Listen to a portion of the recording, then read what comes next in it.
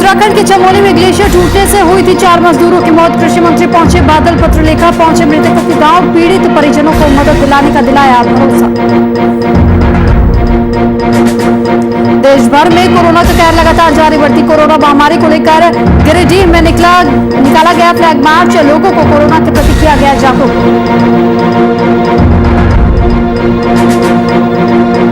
रांची में private school वसूल रहे हैं मनमानी फीस के खिलाफ जाएंगे कोर्ट। दोषी स्कूलों के खिलाफ पेरेंट्स एसोसिएशन की कार्रवाई की मांग।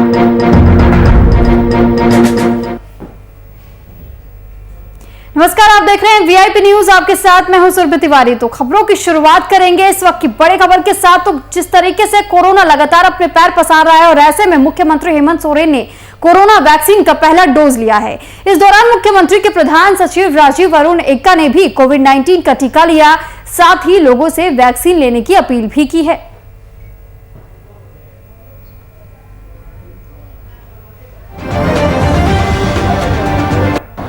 देश में कोरोना संक्रमण को लेकर टीकाकरण अभियान चल रहा है।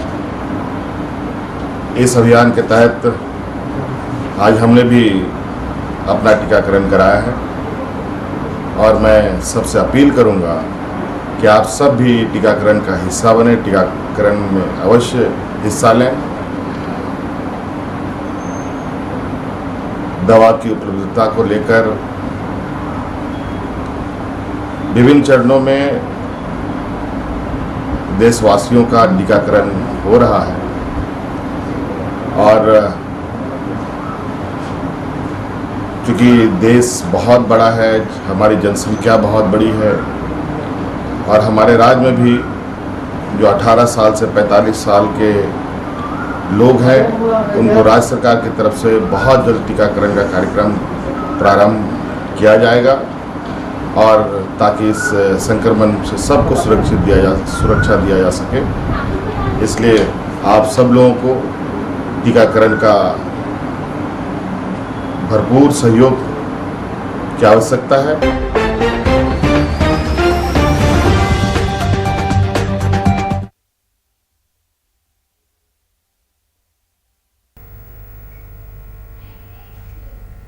और वहीं जरमुंडी ब्लॉक के पहरीडीह गांव से करीब 4 किलोमीटर की दूरी पर स्थित जरमुंडी की जीवन रेखा कही जाने वाली टेपरा नदी के सिंघनी घाट पर गुरुवार को गांव के 4 मेहनतकश युवाओं की एक साथ चिताएं जली।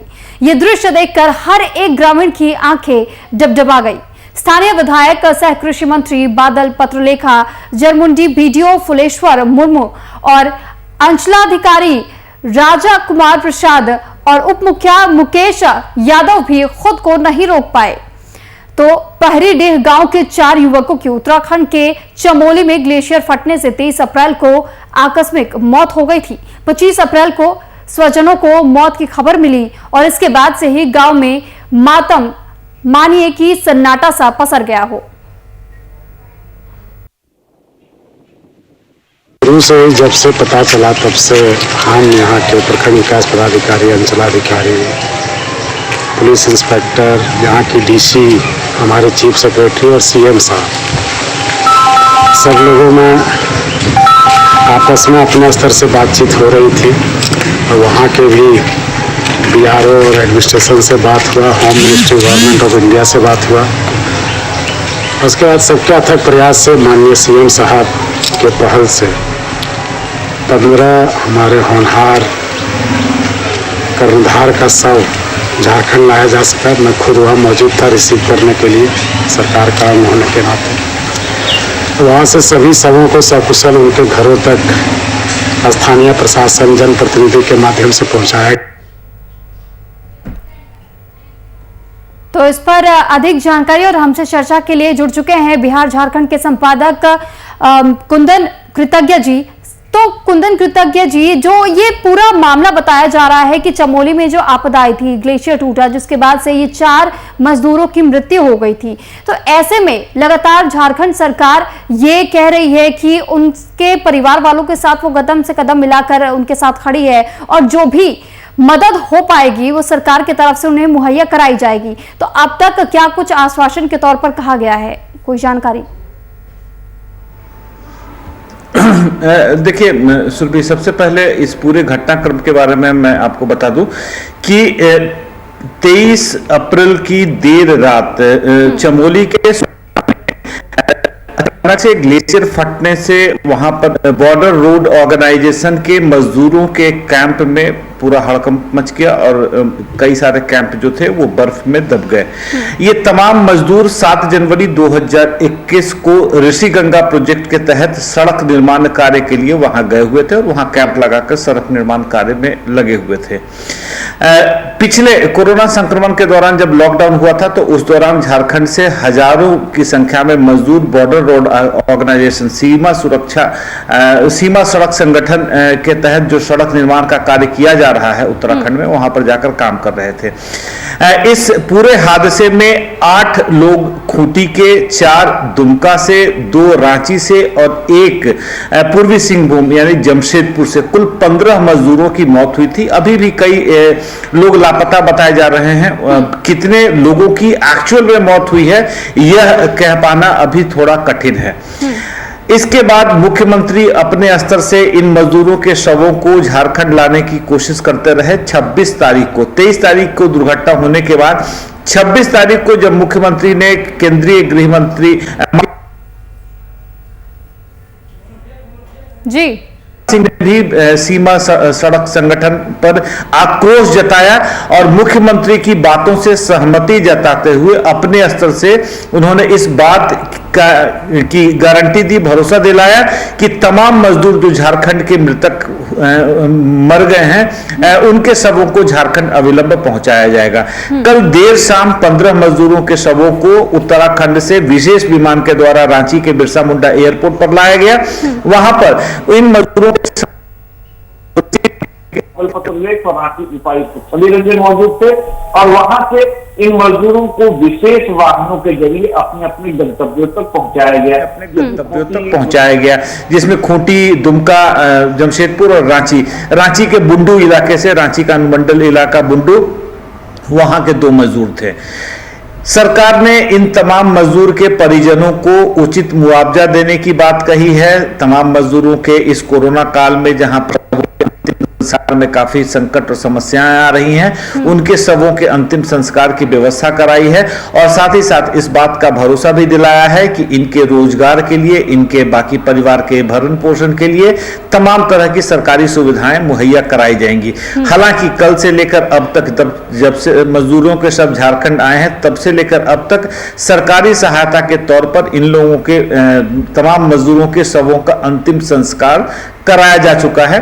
और दुमका में जो अंतिम संस्कार कराया गया था वहां पर कृषि मंत्री खुद से मौजूद थे, क्योंकि जरमुंडी उनका गृह क्षेत्र होता है और वहां से वह विधायक चुनकर आए हैं, राज्य के कृषि मंत्री हैं, तो इसमें बादल पत्रलेख की भूमिका काफी महत्वपूर्ण मानी जा रही है। अब देखना है हमें यह होगा कि इन लोगों के परिजनों के लिए जो राज्य सरकार ने आश्वासन दिए हैं वह आश्वासन कब तक पूरा हो पाता है। लेकिन कुंदन जी, अगर जिस तरीके से बात की जा रही है और ये आपने बताया कि वहां पर लगातार मंत्री भी पहुंच रहे हैं, साथ ही साथ जो विधायक है वो भी वहां पर पहुंच रहे हैं और परिवार को यह आश्वासन दिया जा रहा है कि जो भी मुमकिन मदद हो पाएगी वो राज्य सरकार की तरफ से उन परिवार वालों को मुहैया कराई जाएगी। लेकिन इस वक्त अगर परिवार वालों की बात की जाए तो परिवार वालों की तरफ से क्या कोई खास ऐसा डिमांड देखा गया या फिर उनकी तरफ से ऐसी कोई मांग रखी गई कि राज्य सरकार उनकी मांगों को पूरा करे? सबसे पहले मैं एक स्थिति स्पष्ट कर दूं सुरभि कि कल जब से देर शाम इन तमाम 15 मजदूरों के शवों को रांची के बिरसा मुंडा हवाई अड्डे पर उतारा गया है, तब राज्य सरकार के प्रतिनिधि के तौर पर केवल और केवल कृषि मंत्री बादल पत्रलेख और रांची के उपायुक्त मौजूद रहे। उसके बाद से इन तमाम मृतक के परिजनों से कोई भी राजनीतिक दल के अधिकारी, कार्यकर्ता या कोई सरकारी अधिकारी मुलाकात करने नहीं गया है। हाँ, इनके शवों के अंतिम संस्कार राज्य सरकार के द्वारा जरूर करा दी गई है। अब जाहिर सी बात है, जो परिजन हैं पहले तो सबसे पहले इस दुविधा में थे कि उनके परिजनों का शव क्या उत्तराखंड के चमोली से रांची झारखंड तक पहुंच पाएगा, दुविधा यहां पर बरकरार थी। लेकिन मुख्यमंत्री की पहल पर, राज्य सरकार की पहल पर जितने मृतकों के शवों को निकाला जा चुका है उन तमाम शवों को कल देर शाम पहुंचा दिया गया। पहली दुविधा अब उनकी यहाँ पे समाप्त हुई है। अब दूसरी दुविधा थी उनके अंतिम संस्कार की, उसको भी राज्य सरकार ने सफलतापूर्वक संपन्न करा दिया है। अब जाकर कहीं तमाम परिवार के परिजनों को जो आश्वासन राज्य सरकार की तरफ से मुआवजे की राशि की बात कर लें या बाकी आगे के भरण पोषण के लिए जो व्यवस्था कराई जानी है उसकी बात कर लें, अब इस संबंध में परिजनों से संपर्क किए जाने की चर्चा सामने आ रही है और उम्मीद की जा रही है कि सबसे पहले मुआवजा राशि के तौर पर 2-2 लाख रुपए राज्य सरकार के द्वारा तमाम मृतकों के परिजनों तक अगले 1 से 2 दिन में पहुंचा दी जाएगी। उसके बाद देखते हैं राज्य सरकार के द्वारा इनके मुआवजे के लिए, इनके आगे के भरण पोषण के लिए क्या कार्रवाई की जाती है। सुरभि, ठीक है कुंदन जी, लेकिन अभी आपने जैसे ये भी बताया कि ये भरण पोषण की तैयारी की जा रही है राज्य सरकारों की तरफ से और खासतौर पर यह ध्यान दिया जा रहा है कि 2-2 लाख की जो एक मुआवजा दिया जाना चाहिए उन परिवारों तक जल्द से जल्द पहुंचाया जा सके। लेकिन ऐसे में सवाल यह भी खड़ा होता है कि चमोली में जिस तरीके से ग्लेशियर फटा और यह आपदा आई, चमोली में इससे पहले भी इसी तरीके का भीषण दर्दनाक हादसा देखा गया और ऐसे ही कई मजदूरों की जाने गई थी। तो क्या कोई ठोस कदम अपनाए जाने की बात राज्य सरकारों की तरफ से भी रखी जा रही है कि मजदूरों की जान बचाई जा सके? कोई ऐसा कड़ा कदम उठाया जाए इसके लिए? देखिए, सीमा सड़क संगठन बॉर्डर रोड ऑर्गेनाइजेशन के द्वारा वो दूसरे राज्यों में जो सीमावर्ती राज्य हैं उन राज्यों में जिन सड़कों का निर्माण किया जा रहा है ताकि वहां पर आवागमन की सुविधा को बेहतर किया जा सके, वो चाहे आर्मी मूवमेंट हो या चाहे सिविलियन मूवमेंट हो। इसको लेकर सिक्किम के साथ सिक्किम में भी सड़क का निर्माण किया जा रहा था। इसके तहत उत्तराखंड में सड़क का निर्माण किया जा रहा है, जम्मू कश्मीर में सड़कों का निर्माण किया जा रहा है। खास करके अगर हम उत्तराखंड और जम्मू कश्मीर में जिन सड़कों का निर्माण किया जा रहा है, ग्लेशियर फटने की घटनाएं उन्हीं जगहों से सुनने को आती हैं। उत्तराखंड का जो भौगोलिक इलाका है और जो भौगोलिक स्थिति है उस स्थिति में इसके पहले भी जो घटनाएं हो चुकी हैं, बॉर्डर रोड ऑर्गेनाइजेशन इन तमाम मजदूरों को कैजुअल तमाम मजदूरों का कोई रिकॉर्ड सीमा सड़क संगठन के पास होता नहीं। अव्वल इन कठिन विषम परिस्थितियों में काम कर रहे मजदूरों के लिए ना ही किसी तरीके की बीमा कराई जाती है, ना ही किसी तरीके का उन्हें आगे मुआवजा का कोई प्रावधान होता है। अब ऐसी दुर्घटनाओं के बाद जब राजनाथ सिंह केंद्रीय रक्षा मंत्री इस पूरे एपिसोड में एंटर किए हैं, मुख्यमंत्री के से बात हुई है, तब कहीं जाकर उन्होंने इस बात के लिए भी आश्वासन दिया था मुख्यमंत्री को कि बॉर्डर रोड ऑर्गेनाइजेशन की तरफ से भी मुआवजे का प्रावधान करवाया जाएगा और यह देखा जाएगा कि जितने भी मृतक हैं उन तमाम मृतकों को बॉर्डर रोड ऑर्गेनाइजेशन की तरफ से उचित मुआवजा दिलाया जा सके।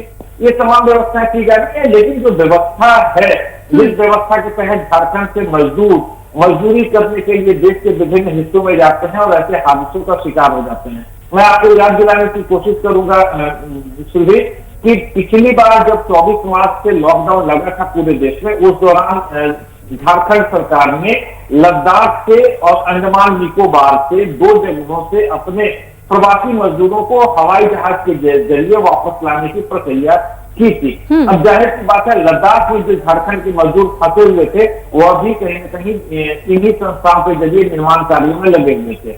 अब लद्दाख और उत्तराखंड के उन जगहों पर विषम परिस्थितियों में जब मजदूर काम कर रहे हैं और किसी प्राकृतिक आपदा का शिकार हो जाते हैं, तो ऐसे में जरूरत है राज्य सरकार और उन तमाम संगठनों के द्वारा जिसके तहत वह काम कर रहे होते हैं उसके जरिए उचित मुआवजा दिलाकर इनके मृतक के परिजनों के भविष्य को सुरक्षित किया जा सके। लेकिन अभी तक ऐसी कोई विशेष व्यवस्था बनी नहीं है। केस टू केस, हादसे दर हादसे ऐसी चीजें होती रहती हैं और हादसों के बाद भी इस संबंध में मुआवजे और बाकी दूसरी घोषणाओं का इंतजार मृतकों के परिजनों को रखता है। जी बिल्कुल, लेकिन कुंदन जी सवाल ये भी खड़े हो जाते हैं, जैसे हमने भौगोलिक घटनाओं के बारे में जिक्र किया और इस बारे में जानने की कोशिशें की, और रही बात आपने जिस तरीके से बीआरडीओ के बारे में भी बताया, तो क्या ये आवश्यक नहीं हो जाता ऐसे किसी भी प्रोजेक्ट की शुरुआत करने से पहले, मजदूरों को काम पे लगाए जाने से पहले, कि भौगोलिक घटनाओं को भी मद्देनजर ध्यान में यानी कि रखना चाहिए और आसपास के इलाकों में भी ये देख लेना चाहिए कि वाकई क्या कोई ऐसी बड़ी तबाही होने की आशंका तो नहीं है हाल फिलहाल में? इतना तो किया जा सकता है, लेकिन क्या आपको नहीं लगता कि कहीं ना कहीं चूक हुई है जिस वजह से इतने मजदूरों ने अपनी जान गंवाई है और कई मजदूर अब भी लापता बताए जा रहे हैं? अहम सवाल ये उठता है कि क्या हम इस लिए तैयार हैं कि हम प्राकृतिक आपदाओं को झेल सकें। आप कोरोना महामारी को ले लीजिए, इससे पहले ग्लेशियर फटने की घटनाओं को ले लीजिए, सुनामी को ले लीजिए या बाकी जितनी घटनाएं जो रही हैं, इन तमाम प्राकृतिक आपदाओं में मनुष्य बिल्कुल बौना नजर आता है। और उस समय जिस समय यह आपदाएं आप पर टूट रही होती हैं, उस समय कुछ कर पाने की स्थिति में नहीं होता है। अभी के मौजूदा समय की ही बात कर लें तो कोरोना संक्रमण से जिस तरीके से पूरा देश जूझ रहा है, अभी हम कुछ कर पाने की स्थिति में नहीं है। बस अपने आप को बचाए रखना ही हमारा मुख्य संघर्ष के तौर पर देखा जा रहा है। झारखंड के लाखों की संख्या में मजदूर विषम परिस्थितियों में देश के दूसरे राज्यों में जाकर काम करने को मजबूर हैं। ऐसे में जरूरत इस बात की है कि हम अपने राज्य में ही इन मजदूरों के लिए ऐसे वातावरण का निर्माण करें कि दूसरे जगहों पर जाकर वहां प्रवासी मजदूर के तौर पर उन्हें काम करने की जरूरत नहीं पड़े। अब प्राकृतिक आपदाओं के लिए ना वो संगठन जिम्मेदार हो सकता है, ना ही वो राज्य जिम्मेदार हो सकता है, ना ही झारखंड जिम्मेदार हो सकता है, ना ही ऐसे परिजन जिम्मेदार। जी कुंदन जी, बहुत शुक्रिया आपका हमारे साथ जुड़ने के लिए और अपनी बात को रखने के लिए। तो ये तमाम जानकारियां कुंदन कृतज्ञ जी ने दी, जो कि संपादक है बिहार झारखंड के, और ऐसे में बेहद ये अहम जानकारी मानी जा सकती है, क्योंकि जिस तरीके से लगातार दुमका में जो शव को पहुंचाया गया मजदूरों के और उनके परिजनों से भी बातचीत करने के लिए यहाँ पर मंत्री भी पहुंचे, और ऐसे में उनका हालचाल जाना, साथ ही उन तक तमाम वो मदद पहुंचाए जाने की कोशिश लगातार राज्य सरकार की तरफ से किया जा रहा है। तो मुन्ना प्रसाद गिरिडीह जिले के गांव प्रखंड में स्वास्थ्य सुरक्षा सप्ताह को सख्ती से पालन कराने को लेकर के बीडीओ मधु कुमारी के नेतृत्व में फ्लैग मार्च का आयोजन किया गया। ये फ्लैग मार्च शहर के विभिन्न चौक चौराहे से होकर गुजरा और इस दौरान बीडीओ ने लोगों से कोरोना के संबंध में जारी किए नियमों का पालन करने की अपील की है।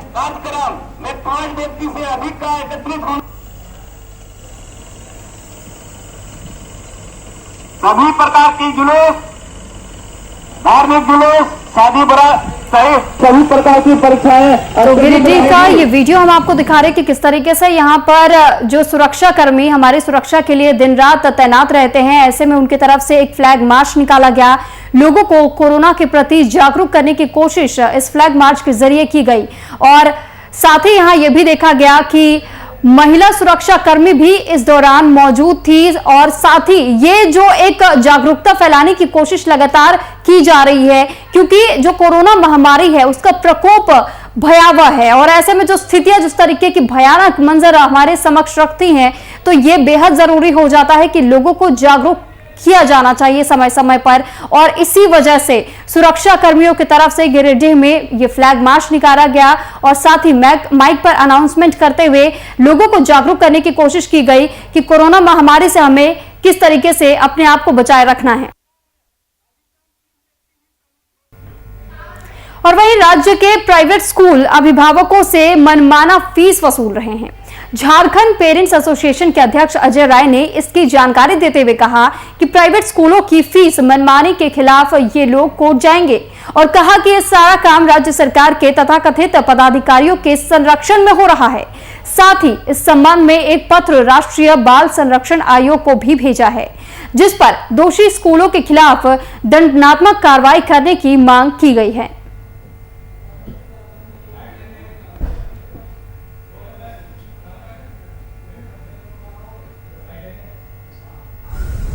और हमारा पूरा झारखंड राज्य कोरोना के कारण उसके संक्रमण से अपनी जान माल की रक्षा करने में लगा है, और हर परिवार के लोग इससे इफेक्टेड हैं। वहीं पे पूरे राज्य के जो प्राइवेट स्कूल है उन्होंने तांडव मचा रखा है, और हर तरह का फीस वो पेरेंट्स से वसूल रहे हैं, चाहे डेवलपमेंट के नाम पर हो, चाहे एनुअल चार्ज के नाम पर हो, कंप्यूटर फीस के नाम पर हो, यहां तक कि मैगजीन के नाम पे, जब बच्चे स्कूल जा नहीं रहे वहां मैगजीन के नाम पर जो है वसूली चल रही है।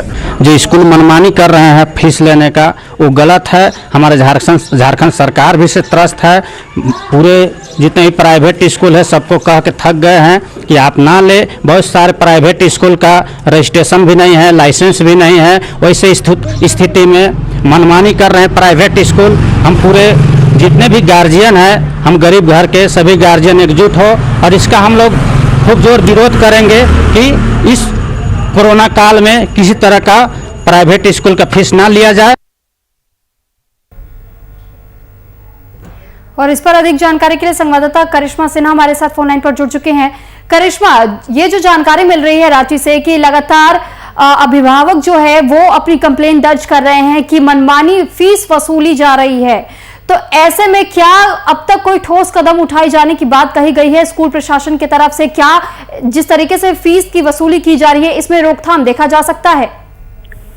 जी सुरभि, देखिए सबसे पहले झारखंड में जिस तरह से कोरोना जो है वो बेकाबू हो गया है और राज्य सरकार जो है इसको देखते हुए सारे स्कूल कॉलेज और जो शैक्षणिक संस्थान है उसको बंद करा दी गया। लेकिन हालांकि देखिए पेरेंट्स एसोसिएशन के द्वारा लगातार जो है वो गुहार लगाई जा रही है कि जिस तरह निजी स्कूल अपनी मनमानी कर रहे हैं, फीस वसूल रहे हैं, और देखिए जिस तरह से राज्य सरकार ने सारे निजी स्कूलों को अनुमति दे दी थी और ये भी बोल दिया गया था कि सारे निजी स्कूल में बस ट्यूशन फी लिया जाए, लेकिन सारे स्कूल में ट्यूशन फी के अलावा बिल्डिंग फी से लेकर लैब की सारी फीस ले जा रही है, जिससे अभिभावक जो है काफी परेशान है। और देखिए अभिभावक की तरफ से जो पत्र भी लिखा गया है, जो पेरेंट्स एसोसिएशन के जो अध्यक्ष है अजय रॉय, उन्होंने भी पत्र लिखा है और उनकी साफ तौर पे कहना है कि अगर इस बार राज्य सरकार अगर कोई ठोस कदम नहीं उठाते हैं तो वो सीधा कोर्ट के दरवाजे जाएंगे।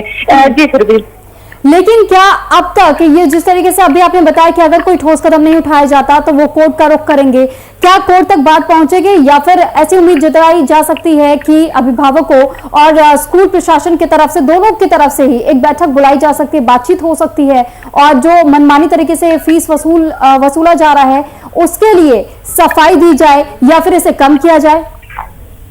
जी सुरभि, देखिए इससे पहले भी राज्य सरकार अभी बता दे रही है कि 1 मार्च से फिर से जो स्कूल कॉलेज और शैक्षणिक संस्थानों को खोल दिया गया था, लेकिन उससे पहले भी जो निजी स्कूल में फीस वसूली की जा रही थी, लेकिन हालांकि बार बार जो गुहार लगाई जा रही थी पेरेंट्स एसोसिएशन के तरफ से, लेकिन उस समय भी कुछ सुना नहीं गया था। तो इस बार भी अगर बैठक की बात करें तो मुझे नहीं लगता है या फिर जो पेरेंट्स एसोसिएशन के अध्यक्ष को ऐसा लगता है कि इस बार भी जो राज्य सरकार है उनकी बात नहीं मानेगी, क्योंकि इससे पहले भी उन लोगों ने पत्र भी लिखा था और काफी कुछ पत्र में मांग भी की थी कि अगर जिस तरह से अगर ये रोकथाम नहीं होता है, अगर ये वसूली में रोकथाम नहीं होता है तो वो लोग उस समय भी ये बोले थे कि कोर्ट का दरवाजा खटखटाएंगे। और उनका अभी भी साफ तौर पर ये कहना है कि इस बार अगर ये हमारी आखिरी बार है, अगर इस बार राज्य सरकार की ओर से अगर कोई भी ठोस कदम नहीं उठाते तो वो लोग कोर्ट का दरवाजा खटखटाएंगे। लेकिन अगर बैठक की बात करें सुरभि, तो ऐसा करना चाहिए यहाँ के अध्यक्ष को, लेकिन उन्होंने अभी तो पत्र भेजा है, देखिए आगे क्या होता है। जी सुरभि, चलिए ठीक है, बहुत धन्यवाद आपका करिश्मा तमाम जानकारी हम तक पहुंचाने के लिए। तो ये तमाम जानकारियां हमारी संवाददाता हम तक पहुंचा रही थी और आपने भी सुना कि कैसे यहां पर कोशिशें यही की जा रही है। पत्र भी लिखा गया है कि ये कहा जा रहा है अभिभावकों की तरफ से कि अगर जल्द से जल्द स्कूल प्रशासन की तरफ से जो मनमानी फीस वसूली जा रही है उसे अगर कम नहीं किया गया, रोका नहीं गया, तो फिर कोर्ट का दरवाजा भी अगर खटखटाना पड़े तो इससे वो पीछे नहीं हटेंगे। अब देखना यह होगा कि क्या वाकई पत्र लिखने के बाद से स्कूल प्रशासन हरकत में आएगी या फिर यह मामला कोर्ट तक खिंचता है।